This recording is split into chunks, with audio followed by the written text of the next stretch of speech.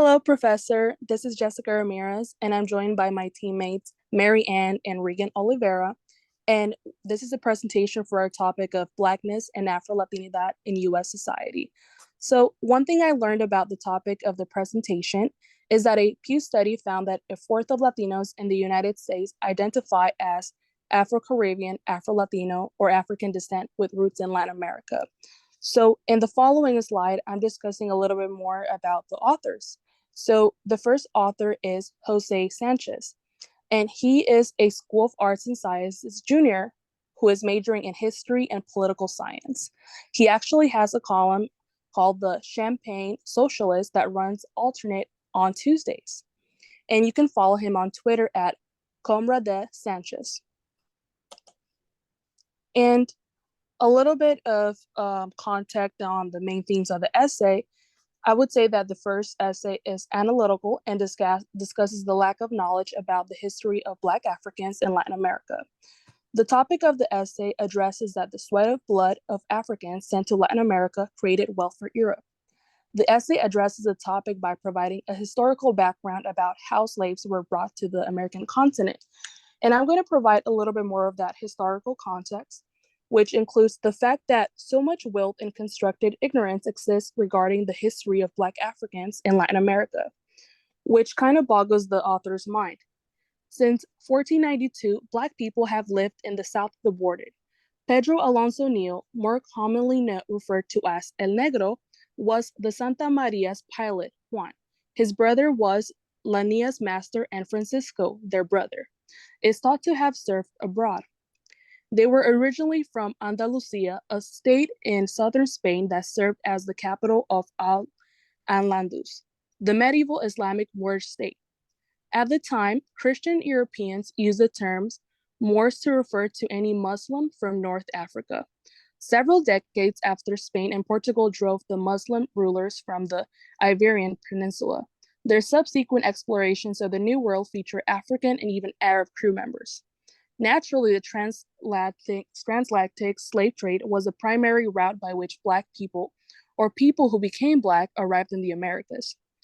We should now be familiar with the horrors of the Middle Passage and the intensification of the frequently bloody tribal and ethnic conflicts in Africa. The relatively minor role that the British ruled North American colonies played in this trade of bodies is that many Americans are unaware of.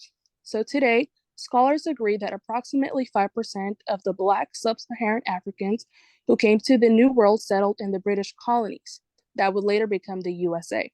The vast majority of them ended up in Spanish colonies, like the vast Andean Gran Colombia, which includes the country that is now Colombia, or the Viceroyalty of New Spain, which included Mexico and Central America in its entirety. The French sent most of their slaves to the Antillean islands of Martinique and Guadeloupe, particularly of their colony of Saint Domingue, which was a fantastically prospered part of the Hispaniola. These Africans contributed to enlightened Burgwich civilization through labor and sacrifice. Next slide. And this covers the main topics discussed in the essays. Next slide.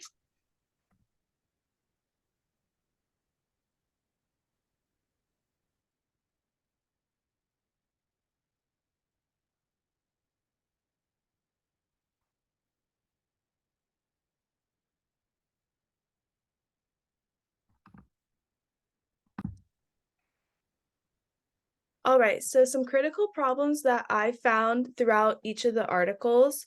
One of the main ones that I found was leaving out Black history in Latin America. Now, we already kind of know about the transatlantic slave trade and what that entails. That was just the slave trade that went over to North and South America. But there are also other major moments in history that are consistently forgot about, including the Haitian Revolution and the Cuban Liberation War. And that's the picture that I have off to the right, is from Cuba's liberation. When Cuba was liberated, it was the last Spanish colony in like the northern part of the world. So it kind of ended a series of Spanish rule. And a credit to that, a lot of Black people really helped with the Cuban Liberation War because of the slave trades and bringing them over. Another critical problem that I found was being torn between identities. A lot of people failed to really understand exactly where they came from or where their culture definitively lies because of so much of the slave trade, but also the expansion of colonies and things like that that happened in the past. Okay, next slide.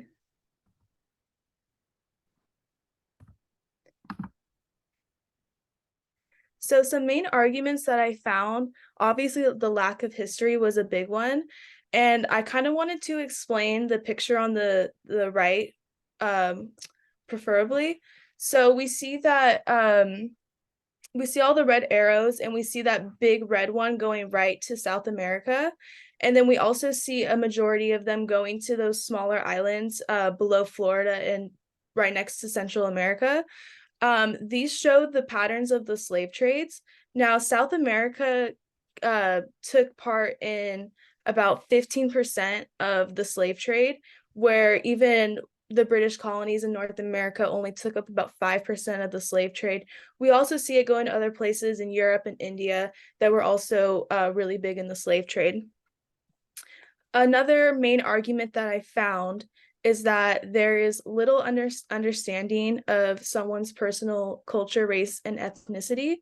A lot of people don't necessarily know exactly where, if they have Black or Latin roots, where those specifically come from. Because when you open up the door to the Black race, there's so many different cultures that are in that kind of bubble. Another main argument that I found was that a lot of people of color feel that they are being kind of used and played for political gain.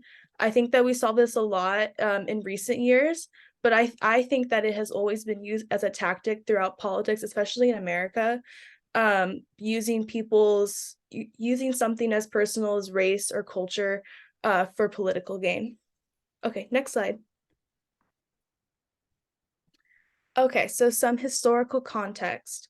Now, in the first article that I read, it kind of talked about all these historical moments, and at the end, they included President Obama's presidency, and I guess yeah, President Obama being president, and how him just being president kind of fought against colorism, anti-Blackness, racial stereotypes, things like that. And for our academic article, I wanted to include this article by Ronald E. Hall called the bleaching syndrome. And that is a technique that people use to kind of lighten their skin color. So people that are darker kind of lighten their skin permanently to kind of fit into those European beauty standards. And so I wanted to include this just because even though we have a Black president at one point, it doesn't erase everything that has happened, and people still have those insecurities about themselves, which results in things like bleaching. Another piece of historical context that I wanted to bring up is the mixing of races in Spanish settlements. Spain took over, has had a lot of colonies all throughout the world, but because of that, their colonies, but also the slave trade, it brought in a lot of different people of different cultures and races. And so that's how we kind of get the big mix of races in Latin America and South America. The last piece of context I wanted to bring was George Floyd's death. And I think that this is a really recent event, obviously, but it's something that was so highly politicized that I kind of wanted to bring it up in reference to the previous slide where they talked about being used for political gain. George Floyd's death, even though it needed to be kind of pushed out into the world and be in everybody's faces to bring attention to what's happening, it became so highly politicized. And I personally don't think that someone's death should be that politicized. All right, next slide. So in here, I embedded a video, and it just shows the transatlantic slave trade. It started in the middle of the 1500s, but it really doesn't pick up speed until about the 1700s. So we're going to see a couple of those little black dots. Those represent slave trade routes and things like that, and where the majority of people were going. So one thing that I noticed while watching this video is you're going to see, as it's speeding up now, we see a lot of those black dots coming to the Caribbean islands in Cuba, and we also see it coming to Brazil a lot. And the Caribbean specifically became a hotspot for the slave trade, just because of the sugarcane production that happened on those islands back in the day and still does. And then I also think it's interesting to mention that with Brazil specifically, the slave trade is a big reason why Brazil has such a high black population in their entire country. They're the leader in black people in their country in all of South America, followed also by Colombia and the Dominican Republic. So yeah, there's just a lot. We can see that like the trade is kind of speeding up at this point. We see it start to go to the Americas. But along with that, it doesn't show it in the video, but the slave trade also reached out to places like India, Europe, and places like that.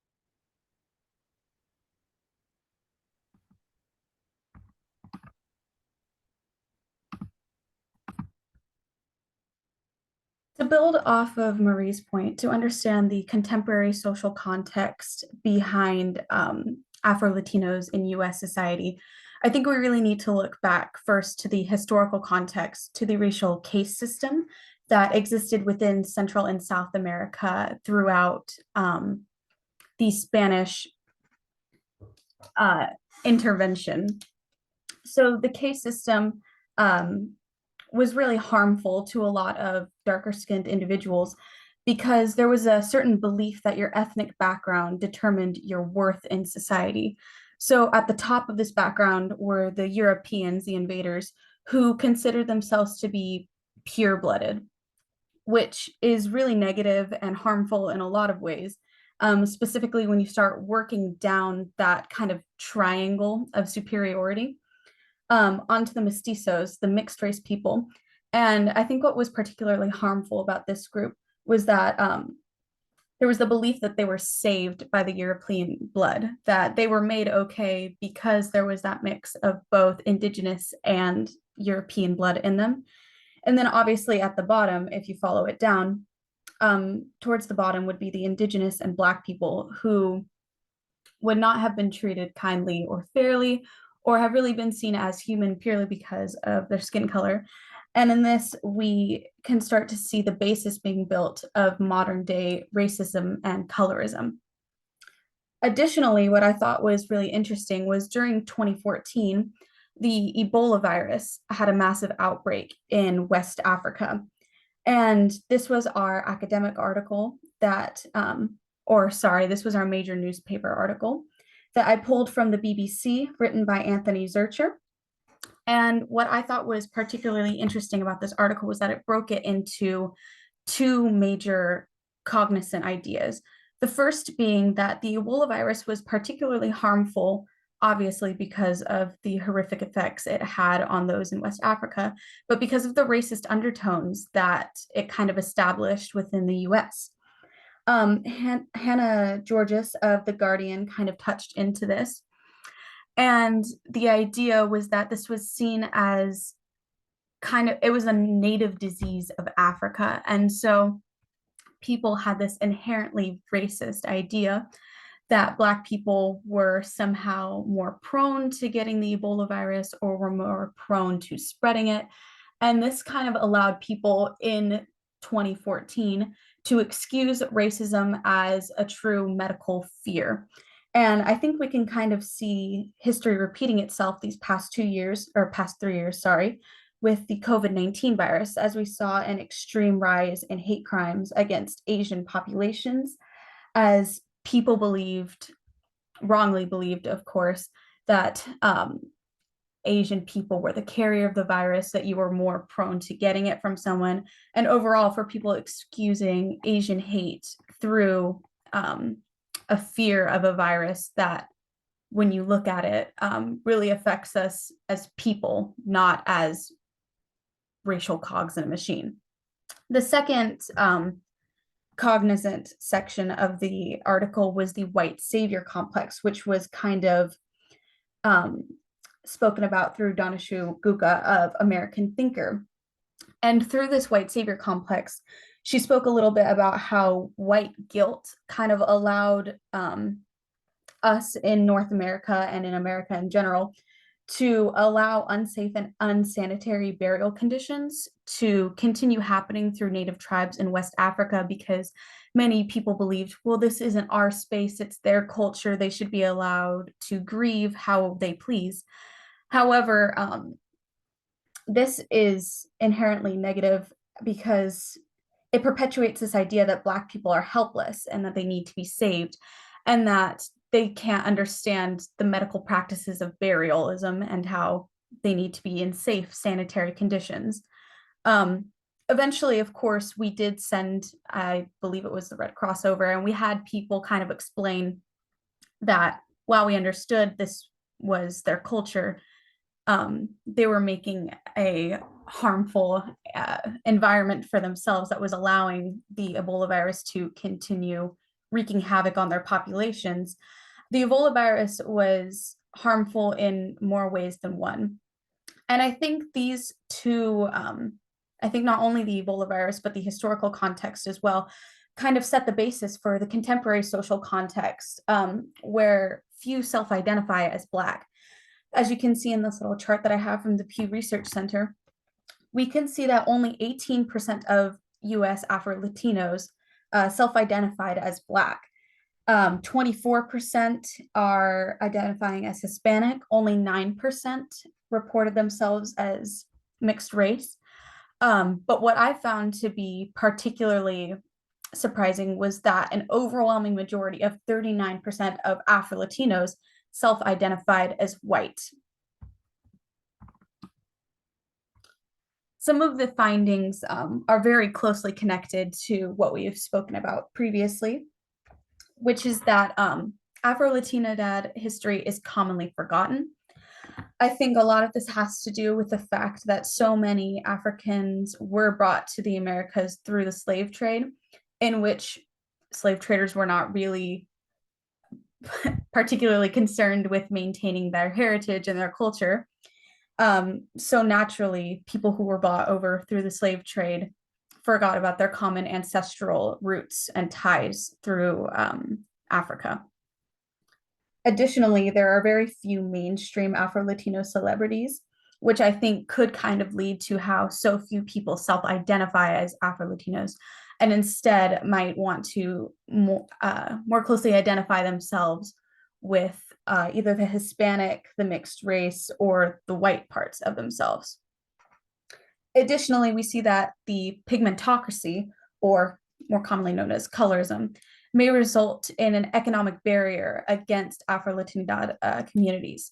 Through the Pew Research Center, we saw that Afro-Latinidad people are less likely to receive college educations.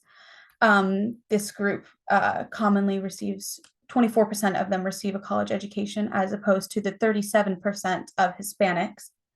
And we see that 6 in 10 Afro-Latinos reported family incomes below $30,000 in 2013. And I want to say this was about 10 to 15% lower than Latinos. Finally, to conclude, we see that colorism has a long and sordid history, not only throughout the United States, but through Central and South America as well. African ancestry often remains forgotten or ignored within Latino cultures and communities. And again, this can spread anywhere from North America down through Central and South, just because of how harmful the caste system and how harmful slavery was to these populations. And we see that racism and colorism is prevalent within many different cultures. It exists within the Black community, the Hispanic community, certainly exists within the white community. And I think that the only way that we can all grow from here is to address racism and colorism within all these aspects and within all these communities. To finish off, we have our references, and I think we would just like to thank you so much, Professor.